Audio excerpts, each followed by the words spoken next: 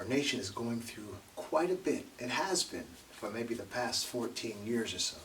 I think since Obama's been president, we've begun to see an ugly side of this nation, which I think we always knew existed, but we sort of just got numb to. Maybe because we really weren't experiencing any trauma or anything terrible.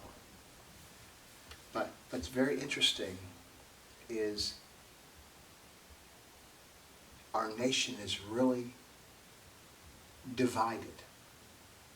I know from the political perspective, one side wants to blame the other side for its division. But what I want to suggest is the division has always been there.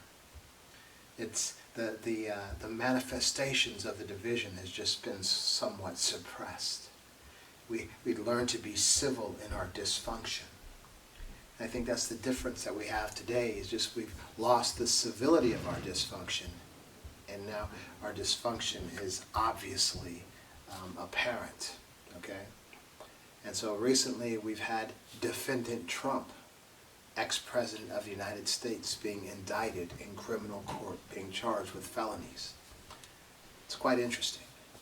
A lot of folks, from a political perspective, on the left, white folks were really kind of joyous in the hopes that he would one day be indicted. But once he became indicted, there seemed to be a sadness that came across these folks. Claiming that it was a sad day for America because an ex-president has been indicted on felony charges. But I don't think that they're being very genuine in their sadness. So maybe they are being genuine, but they just don't really realizing from a subconscious perspective what might be influencing their emotions. So to me, if we have a situation in the United States where an ex-president has caused an issue and has been indicted, to me it's a good day for America. Not from a political perspective, but simply from the perspective that our system works. Sort of like antibodies being attacked by a particular illness. How healthy are you? Is that which is within you going to fight off the disease, or you're going to succumb to the illness? And so it seems that as traumatic as the forces against our nation has been for the past few years, we survived. And we're on the other side getting better, okay? So to me, the indictment of a former president who has been accused of committing felonies, and a grand jury having looked at the evidence and determined that a trial is warranted, to me, that is a victory for this nation, and it's a reason to stand tall, to stand proud. It's not a sad day. And so then for me, I wonder about these folks who are really saddened about it. And I've come to an interesting conclusion. Today we're going to talk about white privilege, but not from a harsh perspective, I think it's from a perspective that folks should look at gently. So we don't consider the privilege harsh, but we also don't ignore the privilege, okay? So we don't have to insist that it exists in such a terrible and heinous way, but on the other hand, we shouldn't sit back and try to deny that it exists at all. And so what I want to share with us today is a time that we can find some healing.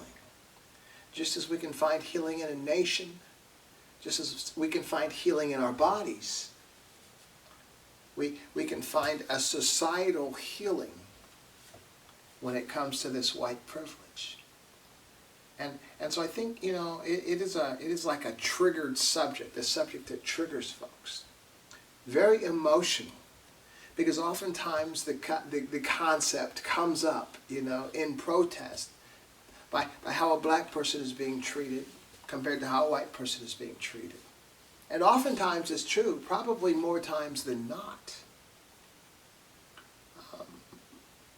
I think we saw a good example of it recently with the female basketball teams, the championship. when they had the issue between Angel Reese and Caitlin, can't remember her last name, where they made some kind of trash-talking gesture, both of them, that the championship team, the black girl, Angel Reese, was vilified for doing the same thing. And you know, for really the entire population in the U.S. has come to one particular defense of one or the other. But that's not surprising considering how polarized and divided our nation has been for the past 14 or so years, you know. But what I found very interesting is Jill Biden. Jill Biden, who we kind of, I think across the board, believe that she's a good person, you know. But she stepped to what many believe is out of line when she invited the runner-up team to the White House rather than the 100-year tradition of having the championship team come to the White House to meet the president. And many people were uproared because it just didn't seem fair. Why would she do something like that? And she took a lot of flack. As a matter of fact, so much flack, she came back about a day or so later and apologized for her misstep by inviting the losing team, the white girls team, to the White House. It's very interesting. And so in Jill's defense, I want to suggest this concept of white privilege. But again, not from a harsh or an intentional way, but from a subconscious reality. That this nice woman, this teacher, for some reason identified with and empathized with this white girl who had lost, with the white girl who had to suffer the symbol of trash talk after she had lost the championship. And it would be one thing if there were two white girls battling, but as it turned out, this trash talker was a black girl who was on the team that defeated the white girls team. And so this is the kind of white privilege that I want to suggest. It's not an intentional thing. That's what a lot of folks you might perceive and accuse of this whole white privilege thing, and they don't know what you're talking about. It's because it's a subconscious thing. It's a thing that moves you to empathize or identify with a particular person for no apparent logical reason other than simply you have an affinity towards someone who reminds you of you, or who reminds you of your granddaughter or your niece or your sister. And so that's what we have. And so that's the white privilege that I want to talk about today. It's a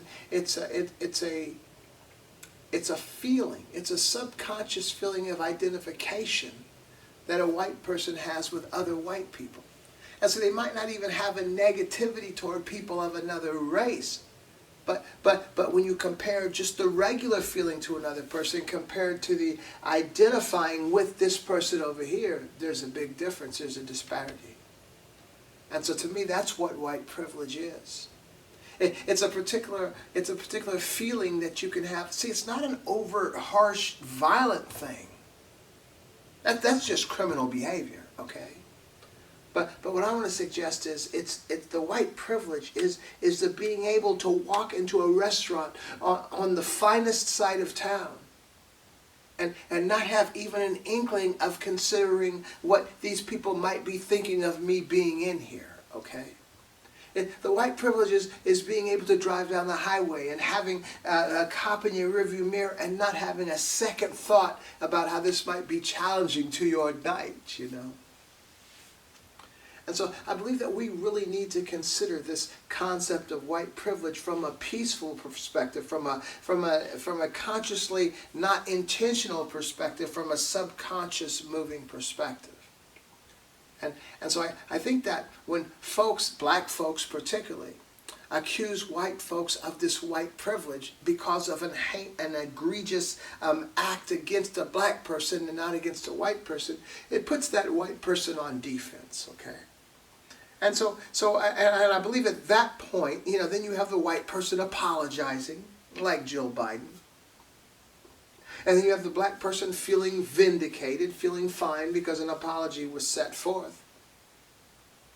But what I'm suggesting is when you're given that scenario, when someone is forced to apologize, and then the injured party receives that apology, the situation really hasn't corrected. We still have the same illness within our society. I think it is more important then to not be harsh with white people regarding white privilege, but to simply point it out, sort of a collaboration. If it's your body, say. Because I want to look at our society, within this nation as a body. Okay? And so if you have your body and you have an illness or you have a particular malady, or maybe not the malady itself, but the symptom of the illness manifesting, you don't just ignore the symptom. Okay? You recognize that a symptom is attached to an illness, and the illness needs to be identified, understood, and then it can be eradicated. Okay? And so what I'm suggesting is in our society, it's the same thing. There is an illness within our society. It needs to be wholeheartedly addressed so that the situation could be corrected. When we have an illness in our body and we see the symptoms, we don't simply want to keep treating the symptom, making it go away, putting maybe makeup on it or just some anti-itch cream. So the illness is still there, but you've just dealt with the system so you don't have to be exposed to the symptom. And what I'm suggesting is that that's not good enough for our society. We need to be well. And the first step to being well is recognizing what exactly is going on here, okay?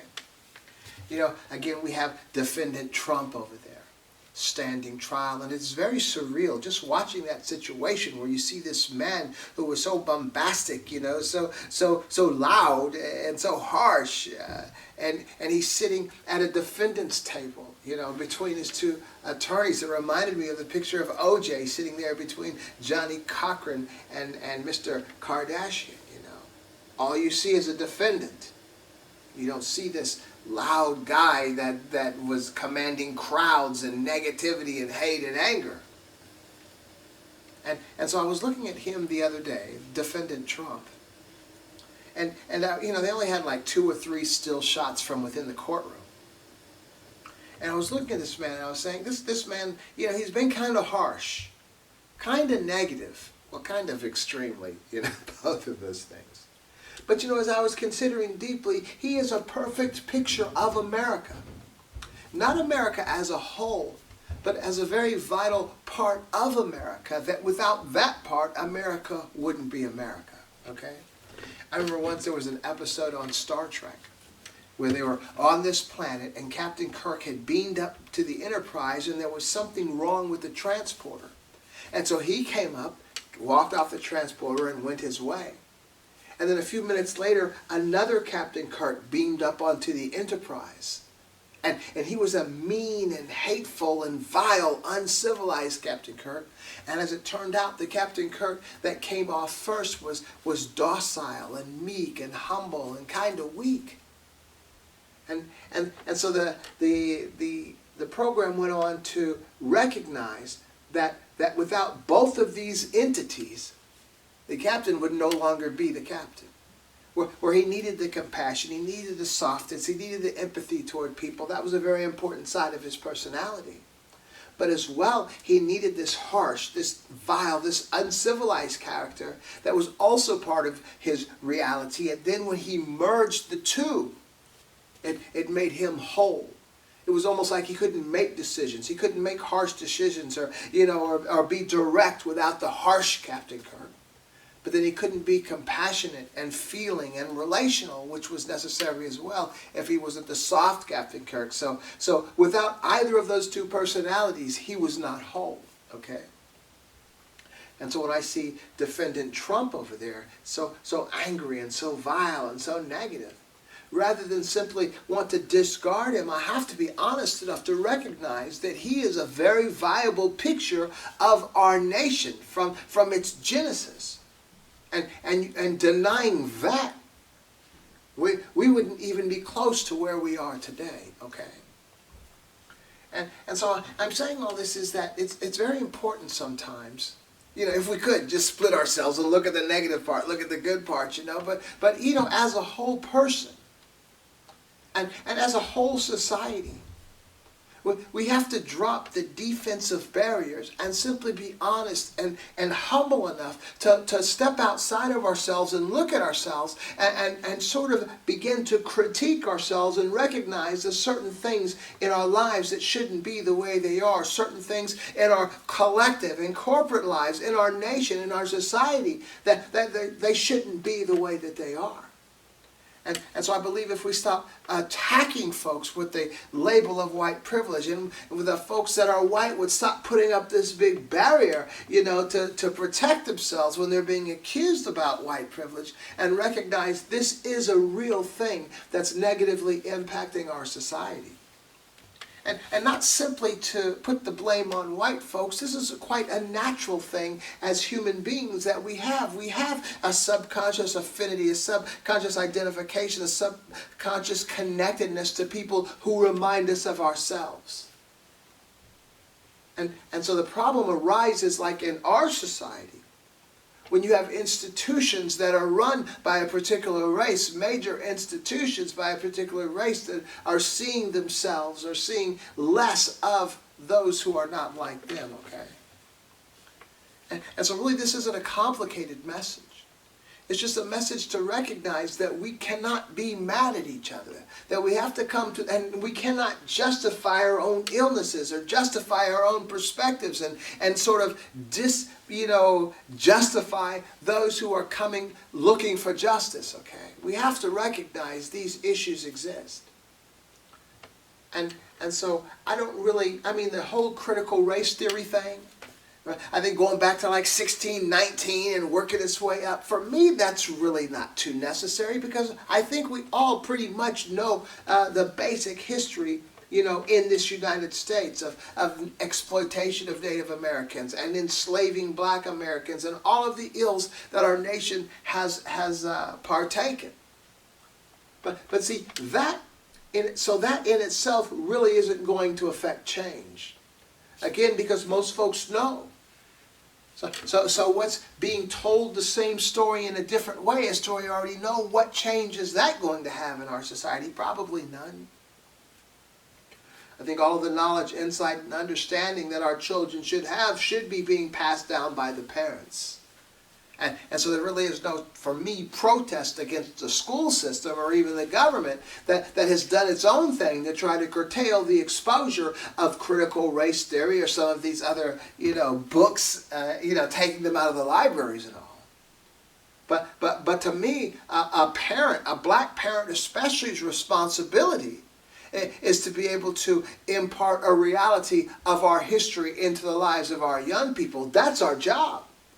My daughter's 17 years old, a senior in high school. She knows who Stokely Carmichael is. She knows who Huey P. Newton is. She knows Bobby Seale. She knows Angela Davis. She knows Kathleen Cleaver. She knows Eldridge Cleaver. So what I'm suggesting, she knows all about the Black Panther Party, what they were really about, their feeding programs, and how they helped in the community when the Oakland police would stop and try to abuse a driver, that they would now stand with their law books and their guns 8 feet away from the police to ensure that the policeman was going to treat this driver they just pulled over for a traffic citation with respect. So I have shared all these stories with my daughter.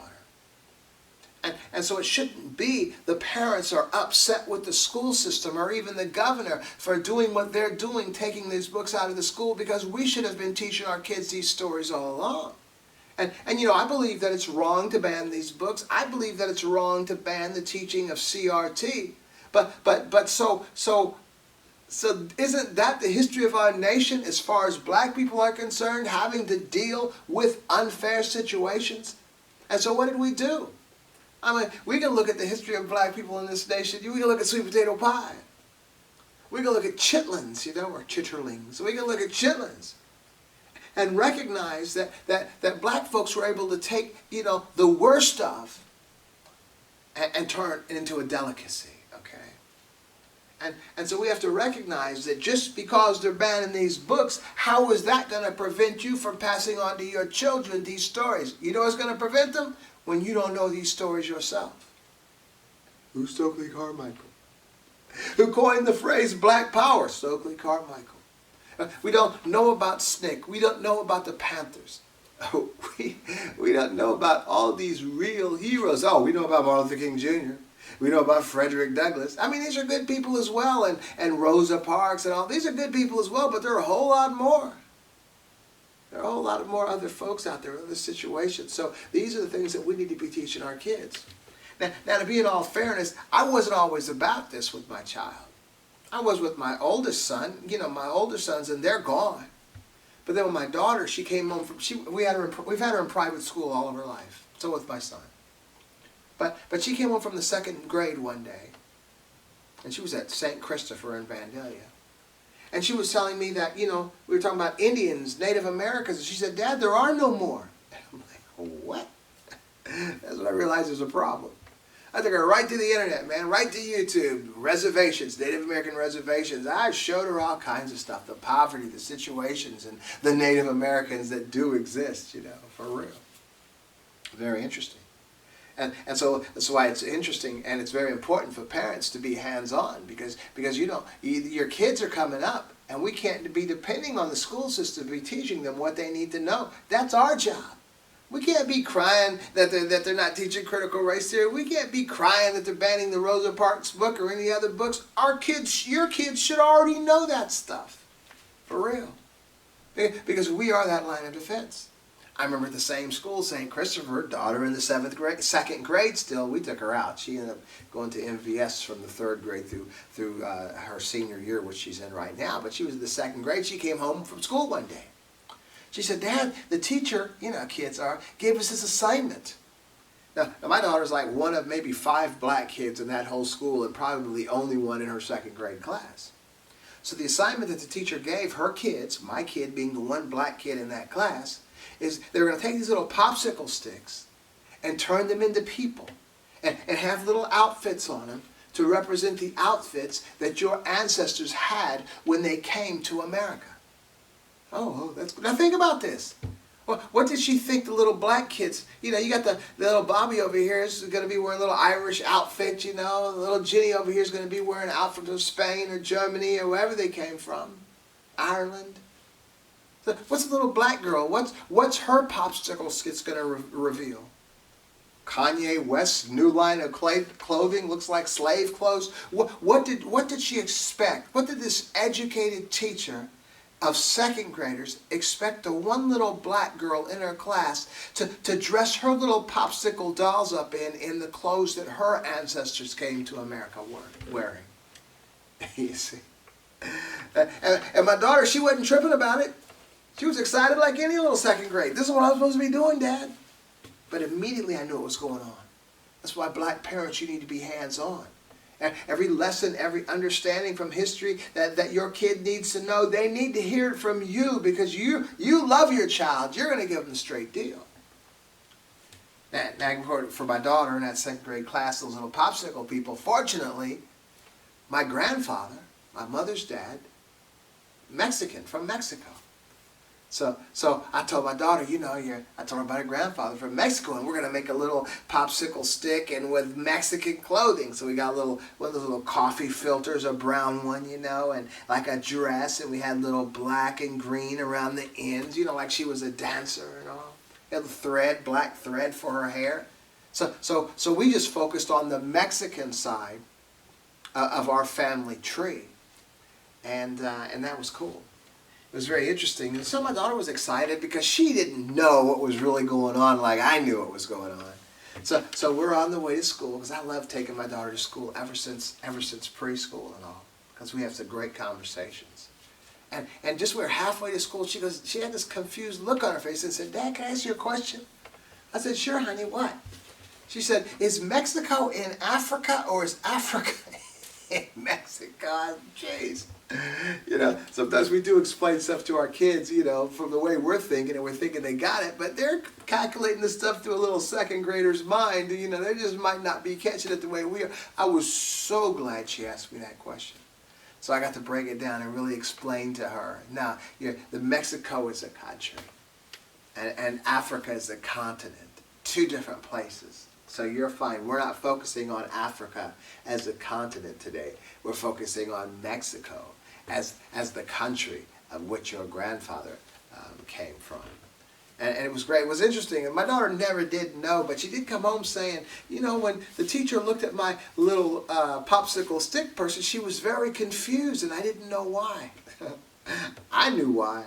We thwarted that plan. It was very important to recognize. And so I guess the crux of this program today is that in white folks' defense, you know, a lot of their antics are subconscious, okay, like this situation. Because to me, once this particular teacher had an opportunity to recognize what didn't happen, what popsicle character didn't show up, she had the opportunity then to ask herself, why is it affecting her so, okay? Or not. Everyone doesn't take advantage of teachable moments. You know, no one hardly ever does, okay? But it was a very interesting moment. But see, I've always been hands-on with my daughter. So hands-on, we're at a, you know, always in private school, and even in the best private school, you know, in the surrounding area. You know, my daughter, there's not too many black kids there. A lot of Indians, a lot of white folks, you know. Not too many of us.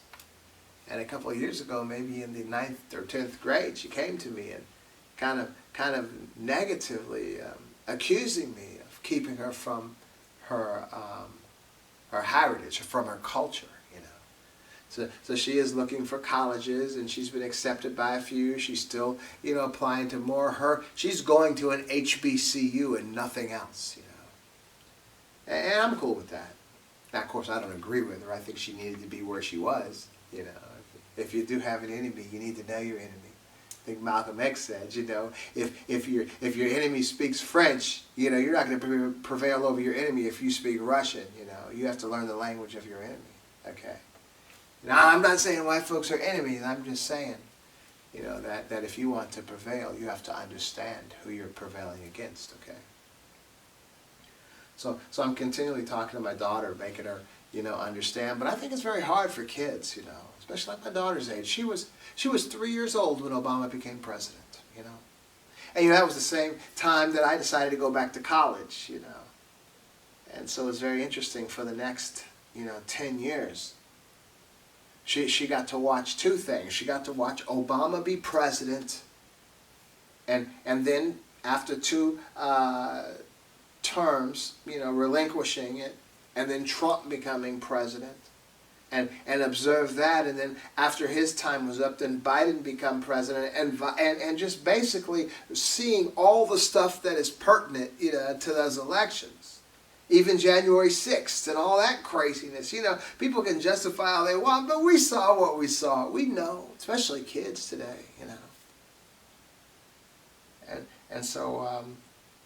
The black youth today, like my daughter, 3 years old when Obama became president, not even really cognizant of what's going on in life, but into her 5-year-old and 6-year-old and 7-year-old, she began to see and recognize this is a good black man as president. Why are people so mean to him? And at that time, we had her in this little private school in Vandalia, and she was catching some attitudes from some of the kids there because of the parents, you know, who were political. And let that spill out into their children and into the children, into their classmates, of which my daughter was one. And so our kids have seen that, and they're not really putting up with stuff. Like this thing with the basketball team with Angel Reese and Jill Biden. Jill Biden apologized for her goof, but guess what? Black basketball player Angel Reese didn't accept her apology. And who could blame her? I understand. I mean, come on now. See, as older folks, you know, when folks mess up and say something politically incorrect or say something they should have, and they get jammed up by their sponsors or whatever and have to apologize, and we go ahead and accept the apology, and then everything is fine. But the reality, everything isn't fine. The gentleman or the gentlewoman just got caught, and then they had to apologize simply because they got caught. And so young people today aren't putting up with that. And what's very interesting today is you have so many young black people that are going to college, especially young ladies going to college, black folks going to college. Many of them filling the ranks at HBCUs. Record-breaking enrollments. And so this nation is going to have a force to be reckoned with, because those attacks against black folks, even from the political realm, and then you see the religions, the Christian religion, attaching themselves to a particular political party that takes issue with black folks. You think these young people aren't going to remember this for the rest of their lives? Come on now. They say the human being's mind, their brain, does not stop forming until they're like 22 and 23 years old. So what do you think they're getting in this forming brain? And as far as their attitudes and character traits and mindsets and all, shrinks tell us that by the time a kid is age 13, they've already gotten all that. So these kids are different than we were, who recognized that we had to deal with these racial situations and had to be somewhat, accepting, simply because we're trying to work in this system and make it ahead.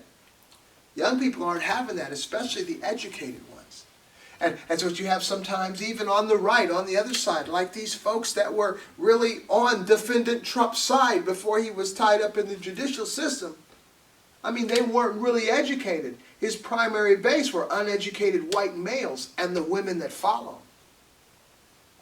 So recognize when these, and their kids are influenced by their parents, when these kids are growing up, you're going to have a lot of these uneducated, white males and their female followers.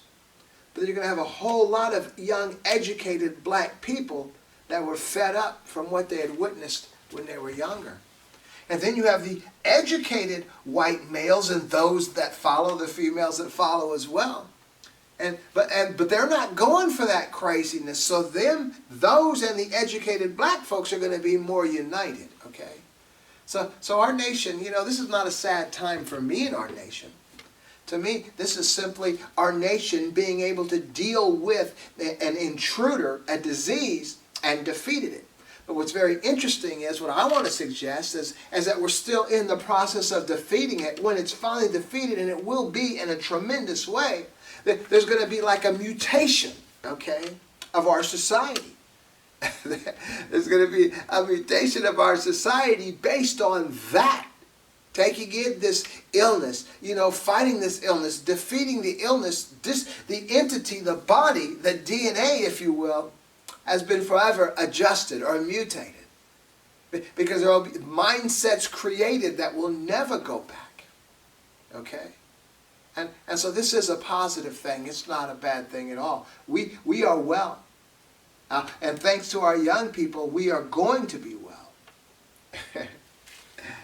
and so in the meantime, that wellness would be a lot easier for the entire society if we just step back, sit back, take a breath, and then just look at our lives, look at the things that we think, look at the things that we believe that no one else may be privy to.